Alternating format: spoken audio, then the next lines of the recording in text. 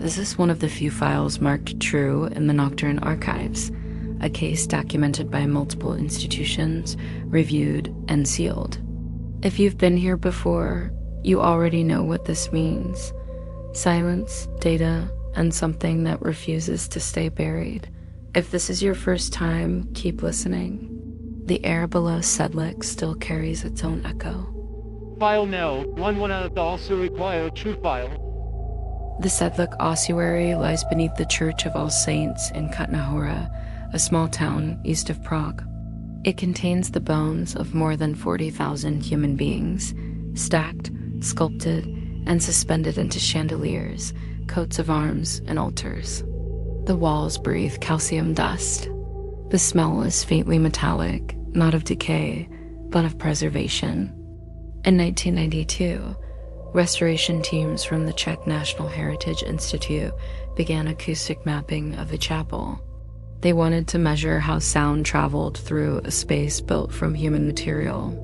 They installed 8 omnidirectional microphones along the nave and recorded 30 minutes of silence. What they captured was not silence. At exactly 1:11, the sensors registered a harmonic vibration, 4 tones forming a sustained chord within the range of a human choir. The pattern repeated every 17 minutes and faded within seconds. The spectral profile matched no environmental source, yet the frequencies aligned perfectly with the resonant pitch of dried human bone. The report was never published. It remained internal, labeled as Sedlec_11I, unclassified acoustic residue. I obtained a copy of the tape 15 years later through an archivist in Prague. The recording begins with standard calibration noise, then a technician's voice. Mic check. Sedlec main, channel 1. Silence test. Start at O-1-11 double quotes. Then the hum, not wind, not traffic, not feedback. A chord. A collective breath through stone. A human voice multiplied, but not alive. The technician's log noted, resonance sustained for 11 seconds. Source indeterminate. Choir impossible. That word, impossible, appears 6 times in the transcript. Each time, it's followed by a small annotation in pencil. True, I never met the man who wrote it. But his name appears in another archive, Ing. Pavel Ron, Department of Structural Acoustics, Prague. He died 3 months after the recording, reportedly from cardiac arrest inside a soundproof testing chamber. The autopsy listed asphyxiation due to cardiac arrhythmia, but the lungs were filled with calcite dust. There is no calcite dust in that chamber. When I played the tape for the first time, I expected noise. What I heard was intention. Not every silence is empty. Some are simply waiting to remember. Timestamp 1:11 a.m. When the first report from Sedlec vanished from the archives, the Ministry of Culture ordered a second acoustic analysis, this time supervised by the Charles University Department of Physical Acoustics in Prague. The team leader was Dr. Pavel Ron, the same engineer whose name appeared in the original file before his death. His assistant, Martina Dvorakova, continued his work. The investigation resumed on May 22, 1993. Weather logs from Kutna, Hora show a barometric drop of 6 millibars that night, a rare pressure change inside limestone structures. Dvorakova's notes describe it as the air moving inward, as if the chapel inhaled. 6 microphones were positioned directly against the bone, walls to measure resonance through contact vibration. The recording lasted 12 minutes. At 1:11 a.m., the sensors again captured the same 4-tone structure, identical amplitude, identical decay, but inverted phase. In spectral analysis, this means the sound wasn't echoing, it was answering. The term appears in her transcript, not reflection, reply. She sent the data to Prague for spectral reconstruction. 3 days later, the technicians isolated the frequencies into audible form. What emerged was a choir human in timbre, but mathematically impossible in composition. 16 distinct voices, each separated by halftones impossible to sustain without artificial modulation. Yet no artificial modulation was used.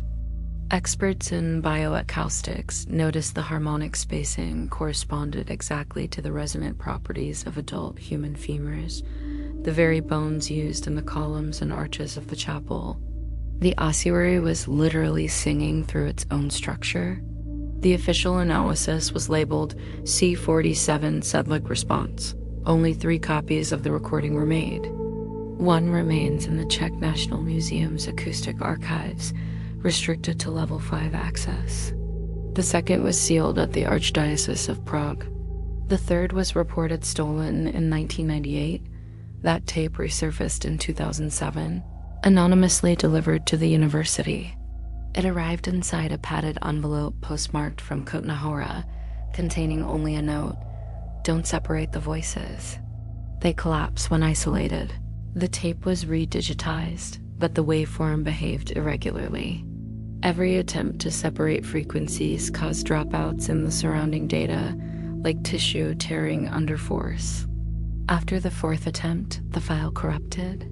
The final backup contained nothing but metadata. Recording time, 1 hour 11 minutes and 0 seconds. Duration, 0 hours 11 minutes and 0 seconds. File size, 0 bytes. That impossible timestamp, 11 minutes recorded 11 minutes past 1, became the new reference in the lab. Vorakova wrote a single phrase in the margin of her notes: "If bones can remember, the choir is memory itself." After that entry, she resigned from the project. 2 months later, the ossuary closed temporarily for restoration, officially due to humidity and mold, unofficially to prevent further recording attempts. When the chapel reopened in 1995, visitors reported hearing faint harmonic vibrations near the chandelier of skulls, only during moments of complete silence. Every report placed the occurrence between 1:10 and 1:12 a.m. The Czech Heritage Institute listed it as atmospheric resonance caused by human imagination. But imagination doesn't produce synchronized frequencies in bone. And whatever the Sedlec choir was, or still is, it wasn't singing for the living. In 2007, 14 years after the Sedlec Response Project was terminated, a new copy of the tape appeared. It was delivered to the Institute of Musicology at Masaryk University, Brno, as part of a collection of anonymous field recordings. The archivist who cataloged it, Jan Kravik, noticed a label typed in faded ink: Sedlec C47 true file, do not replicate. Kravik assumed it was part of a performance study. He digitized the cassette using a Nakamichi 480 player, standard sampling rate 44.1 kHz. At first, nothing. A floor-level hiss, the kind produced by aged magnetic tape. Then, after precisely 11 minutes, a pulse appeared, faint, rhythmic, and perfectly symmetrical on both channels. Each pulse carried a harmonic overtone resembling a vowel format, like someone exhaling a word that could not be spoken aloud. When Kravik slowed the playback by 47%, the pattern became clearer. A structure of alternating frequencies forming what linguists call a protophonetic pattern, the raw framework of speech before meaning. The sequence repeated 6 times. The 6th repetition degraded the waveform and burned a faint image into the software spectrogram. The shape of a human jawbone, visible only when viewed in high contrast mode. Kravik printed the image, filed it, and turned off the workstation. When he powered it on the next morning, the system clock read 1:11 a.m. The lab had been closed for 10 hours. He reopened the digital file. Its duration had changed from 11 minutes to 1 hour and 11 seconds. The waveform now contained low-frequency interference. Measured at 47 Hz, the same hum reported in the 1993 recordings from Kutna. Later that week, Kravik wrote to the Czech National Museum requesting access to the original analog source. The response arrived 2 days later. All copies of C-47 Sedlec response are sealed under ecclesiastical custody. Access denied under Code 1-11. That numeric code didn't exist in the museum's classification system. Krevik contacted Martina Dvorkova, now teaching physics in Brno. She agreed to meet once at a cafe near the cathedral. Her only comment was, "The bones don't make sound anymore. They absorb it." She handed him an envelope containing a Polaroid. It showed one of the microphones from 1993, still embedded in the wall of femurs, the metal corroded, the cable swallowed by bone growth. At the bottom, a note in her handwriting, "Do not listen alone." Krevik never published his findings. He left the university 6 months later and emigrated to Canada. In 2012, his apartment in Toronto was found abandoned. All electronic devices had been stripped of storage. Only one object remained on the desk, a printed spectrogram labeled C-47 Sedlec response, true file, at its center, the faint pattern of the jawbone repeating infinitely, and at the bottom, printed in graphite pencil, 1:11 a.m., the choir is still recording. The Sedlec recordings were re-examined in 2013 by a research group from Charles University studying what they called acoustic mineral memory, the idea that certain mineralized tissues can retain micro-vibrations for bone periods, like fossilized echoes.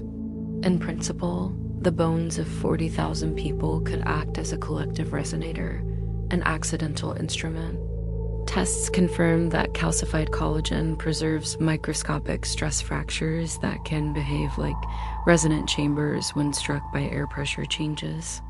The ossuary's architecture, bone layered over bone, sealed in limestone, formed a lattice of cavities tuned naturally to human vocal frequencies.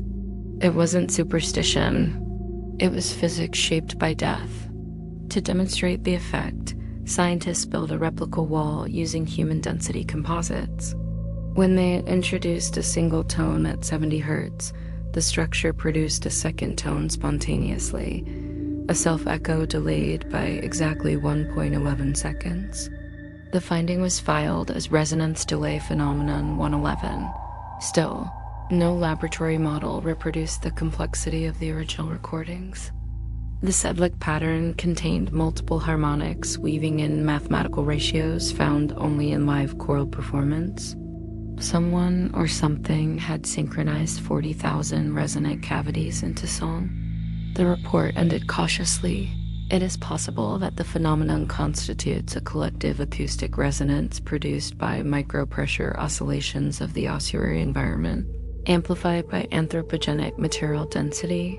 In plain terms, the air moved through the dead as though they were instruments. But one observation never reached publication. During an infrared scan of the chapel, a technician noticed faint heat signatures along the skull chandelier, narrow streaks of warmth consistent with exhalation. At 1:11 a.m., the temperature rose by 0.5 degrees Celsius and subsided. No visitors, no equipment, no external heat sources. Only the bones. Some theorize that the heat came from decomposing organic residue, still trapped inside marrow cavities after centuries. Others disagreed. The ossuary had been treated chemically since 1870. The warmth then came from something that had no right to be warm. The team's final dataset lists every temperature variation, every resonance peak. When plotted on a timeline, the spikes form a rhythmic pattern identical to human breathing. A body made of 40,000 bodies, inhaling once per hour. At the bottom of the chart, in pencil, someone added a phrase not part of the official protocol. 1:11 a.m., the threshold between sound and memory.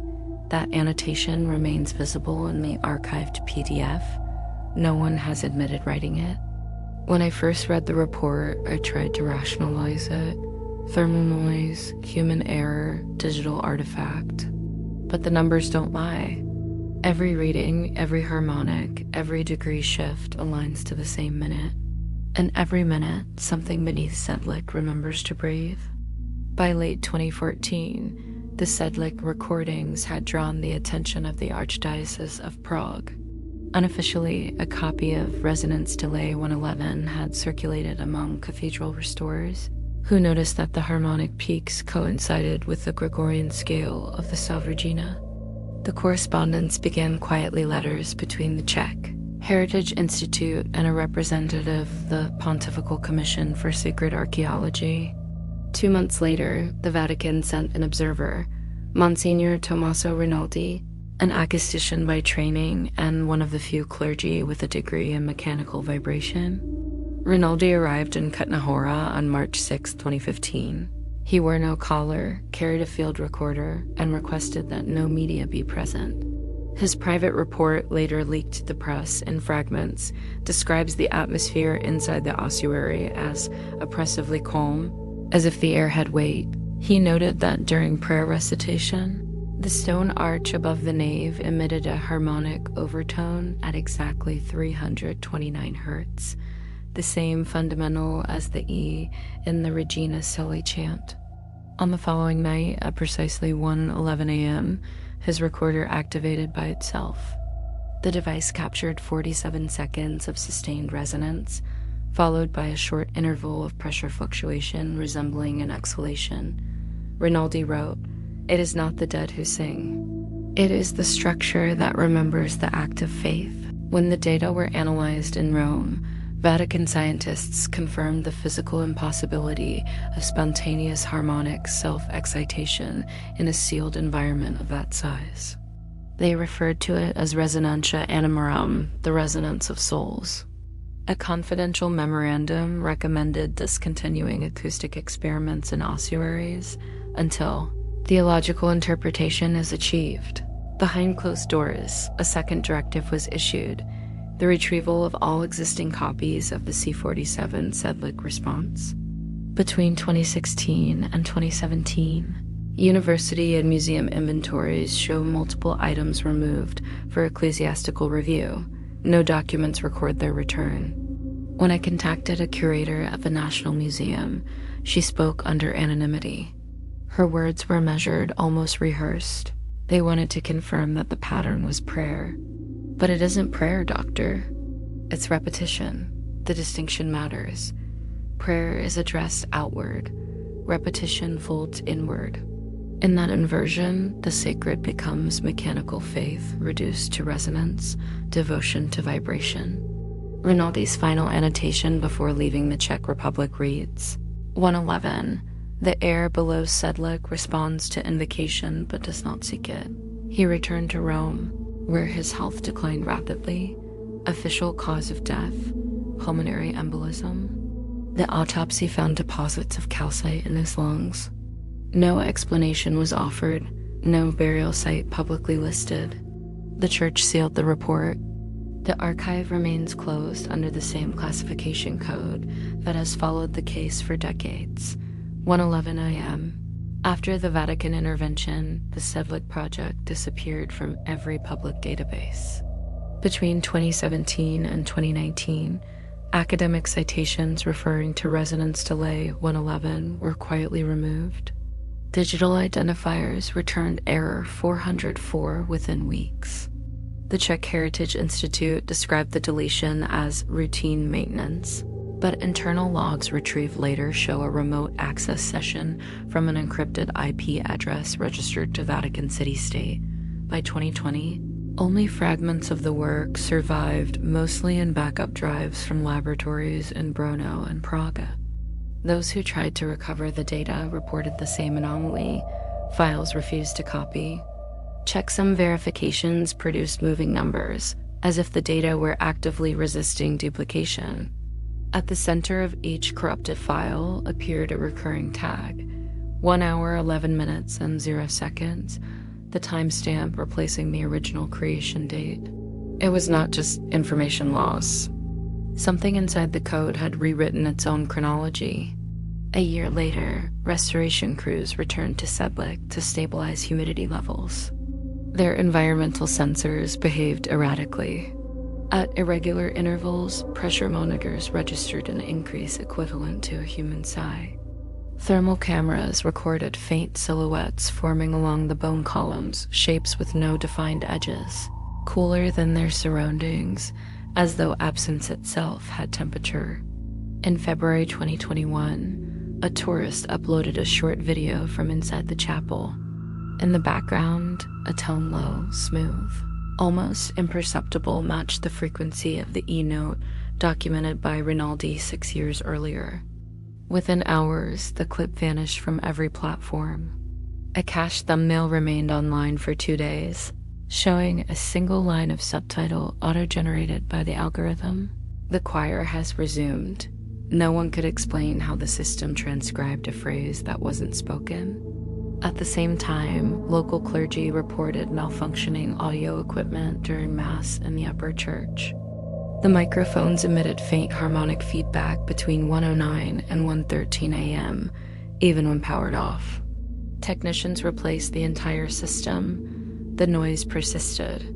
Officially, the parish attributes the disturbances to electromagnetic interference from underground cables. Yet no new cables were ever installed beneath the site. The ground under the chapel remains solid limestone, unchanged for centuries. When I visited Sedlec in 2022, the custodian guided me through the nave after closing hours. He spoke little. At the center, beneath the chandelier of skulls, a small plaque has been fixed to the floor. No inscription, no symbol, just a blank brass rectangle polished by footsteps. I asked what it meant. He hesitated, then said, "It covers the microphone." I asked if it still works. He nodded once. "We don't record anymore, but it listens. The ossuary is open to the public every day. Tourists take photographs. Guides explain the architecture, none mention the experiments. None know about the deleted files. But every night at 1:11 a.m., the environmental recorders still activate automatically. No one programmed them to." In the years that followed, the Sedlec recordings evolved into something else, no longer an acoustic anomaly, but a data phenomenon. Archivists in Prague noticed that certain digital copies of unrelated research began showing identical metadata fields. Creation time 01, 11 o'clock, even in files generated on different systems. Cross-comparison revealed one constant. Every computer that displayed the anomaly had, at some point, accessed the National Heritage Server in Kutna-Hora, the same system that once stored the original Sedlec recordings. At first, it seemed like residual code contamination, a ghost entry left by a defunct database. But the behavior spread. By 2023, over 200 machines across Europe showed identical timestamps, down to the millisecond, appearing spontaneously during low activity periods, often at night. A joint forensic analysis by Masaryk University and the Czech National Cyber Center attempted to isolate the infection vector. They found no executable code, no network propagation pattern, no identifiable virus. Only fragments of binary data that, when converted into audio form, produced a faint hum at exactly 329 Hz, the harmonic tone of the Regina Caeli. That frequency had not been entered anywhere in the code. When amplified, the sound carried micro-variations corresponding to vowel formants. Linguists confirmed they matched phonetic patterns of Latin syllables. Sao-v-gi-na. 5 fragments, and complete, repeating in the same order. The network logs revealed that the phenomenon occurred precisely at 1:11 a.m. local time in each affected server, regardless of time zone. The process ran for 11 seconds, then deleted itself, leaving no trace except the overwritten timestamp, like a breath passing through the circuitry. One hypothesis proposed that the ossuary, as environmental sensors, still online for humidity control, were transmitting corrupted data packets that leaked into the heritage network, contaminating metadata through synchronization errors. But that theory doesn't explain the audio component, nor the consistency of harmonic structure. Another explanation emerged quietly from inside the church. A priest from Kutmahora, interviewed under condition of anonymity, said the phenomenon mirrored an ancient liturgical concept, memoria vocis, the memory of the voice. In medieval theology, voices used in sacred space were believed to persist as imprints in matter, capable of re-emerging when called by resonance. When I asked if the church considered the Sedlec phenomenon a miracle, he shook his head. A miracle reveals. This conceals. That's why it frightens them. In early 2024, the Czech National Cyber Center shut down the heritage servers for maintenance. The official notice mentioned excessive data duplication. Unofficially, technicians reported hearing faint choral tones through the server fans moments before shutdown. One of them, interviewed months later, described it this way. It wasn't music, it was recognition. Like the system knew we were listening. Today, those servers remain offline. But random timestamps continue to appear in isolated databases, always 111, always preceded by a single line of corrupted Latin text. The translation reads, Respiraso data. The data breathes, and maybe that is what Sedlec became. A choir without air, a memory without body, a file that remembers being heard. In 2024, I obtained a temporary permit to access the Sedlec Ossuary after closing hours. The custodian, the same man who had once told me, "It listens," signed the paper without looking at me. He handed me a single brass key and said, "Return it before sunrise." Inside, the air carried a metallic chill. Even without tourists, the space was not silent. Bones expand and contract with humidity, producing minute creaks that resemble breathing.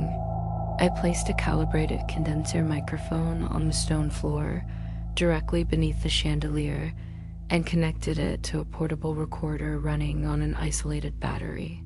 No network, no power lines, complete electromagnetic neutrality. The red light blinked once and stabilized.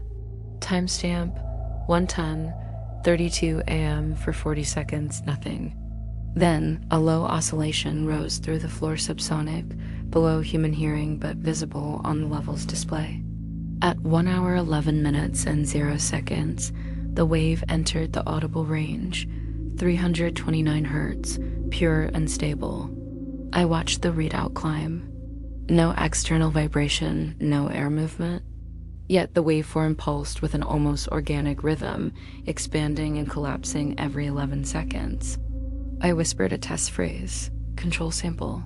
The display responded, each syllable mirrored by a faint harmonic delayed exactly 1.11 seconds, a perfect echo that no wall could produce. I adjusted the gain. Within the rising hum, overtones began to layer, thin human frequencies weaving through the fundamental tone.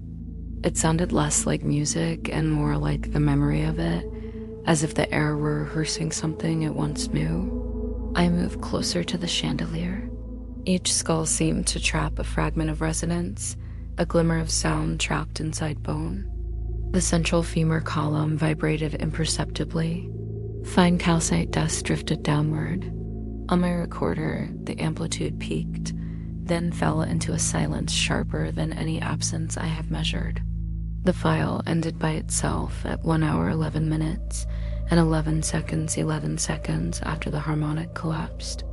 When I reviewed the waveform later, I found a pattern of 5 pulses following my spoken words, spaced at precise intervals of 11 milliseconds each. Their spectral signature matched the earlier anomalies from 1993, 2007, and 2015. But there was an addition, an upper harmonic at 2,947 hertz. When isolated and slowed, it formed a shape on the spectrogram, the outline of a lung. I ran the same analysis twice more. Each result was identical. The ossuary was not producing sound. It was replaying respiration. The following morning, the custodian waited at the gate. He asked no questions, but before taking the key, he said, "Sometimes it only records what you bring with you." I didn't answer. Back in Prague, when I opened the recorder's folder, Every previous project had been renamed, each file title replaced by the same phrase, Sedlec True File 1:11 a.m., and beside each one, a modification time identical to mine. It was not a copy. It was replication, as if the act of listening had joined the archive. Replication is supposed to be mechanical. A copy inherits the structure, not the essence. But the Sedlec file did not behave like a recording, it behaved like a culture. When I returned to my lab in Prague, I transferred the raw data from the field recorder to an isolated workstation. The waveform loaded normally, but when I pressed play, the CPU temperature began to rise in precise 11-second intervals.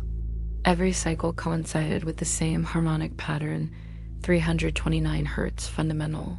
Overtones at 1172 and 2947 Hz. The signature I had documented beneath the chandelier.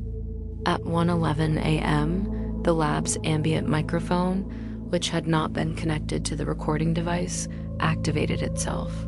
It began tracking the same frequency in real time, as if the air around me was responding to the file being played. I stopped playback. The tone continued for 11 seconds before fading. I ran a checksum test. The audio file's hash changed each time it was opened. The bits rearranged themselves subtly, preserving total duration but rewriting internal sequences. In computer terms, it was alive, adapting to its own observation. I sent a small fragment of the data to a colleague in Geneva for analysis. He received an empty attachment. When he checked his directory, a new folder had appeared on his desktop titled C47 True. Inside it, a text file containing one line, 1 hour 11 minutes and 0 seconds, the choir expands. He deleted it. The file reappeared 30 minutes later, renamed Copy 2. Each attempt to remove it created a duplicate.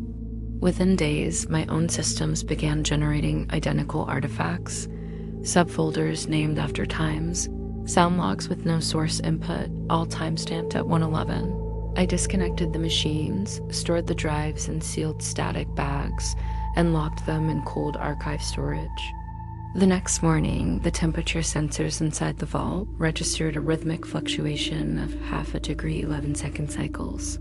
I considered destroying the media, but replication had already left the devices. In my notes, written by hand the previous week, faint indentations appeared between lines, forming an almost legible sequence of numbers, 0111, 111, 0111, as if the graphite itself remembered the pattern. There is a term in microbiology, autocatalytic replication, a process that continues because its byproduct fuels itself. That's what Sedlec had become, a biological metaphor in digital form. Each observation fed the phenomenon. Each attempt to archive, it created another instance. I received a final email from the same archivist who had first given me the 1992 tape. His message was brief. Stop measuring it. You're teaching it rhythm. That night, I deleted everything. Hard drives, backups, even handwritten notes burned. But deletion is only another form of replication, an absence seeking to be refilled. At 1:11 a.m., every monitor in the lab flickered once. The speakers, disconnected, emitted a single breath of white noise. And for 11 seconds, I thought I heard a voice whisper my own name, not through the air, but from within the memory circuits themselves. When it ended, the systems returned to normal. The clock on the wall, however, had stopped. Its hands locked at 1:11 a.m. I left it that way, because every investigation must end where the echo begins. There is a point in every investigation where data ceases to describe and begins to confess. The Sedlec file crossed that line long ago. It stopped being evidence of a phenomenon and became the phenomenon itself, an organism made of repetition, a choir of the archived. I no longer search for the original tape. It doesn't matter which copy was first. All of them speak in the same tone, the same intervals, the same pulse of 11 seconds. Each iteration carries the breath of the previous one, as if the sound were inhaling itself. In one of the few surviving letters from Munson or Rinaldi, he wrote that faith is the memory of vibration. Perhaps he was right. Perhaps belief and sound are the same thing, pressure seeking form, form dissolving into air. The ossuary was never haunted by the dead. It was haunted by attention. Every measurement, every prayer, every attempt to listen left an imprint.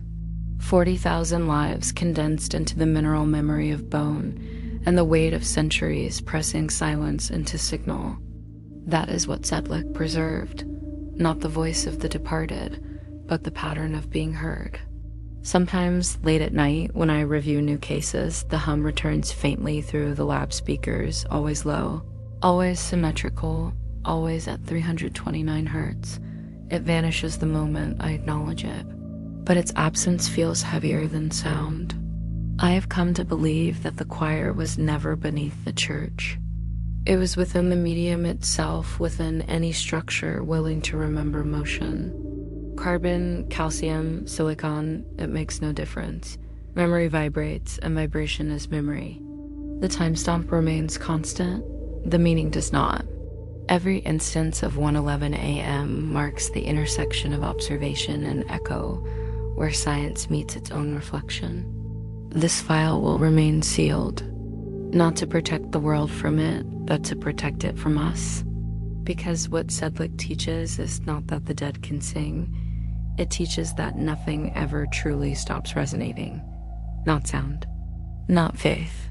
Not us. Dr. Nocturne -1, 11 a.m., where science meets the supernatural.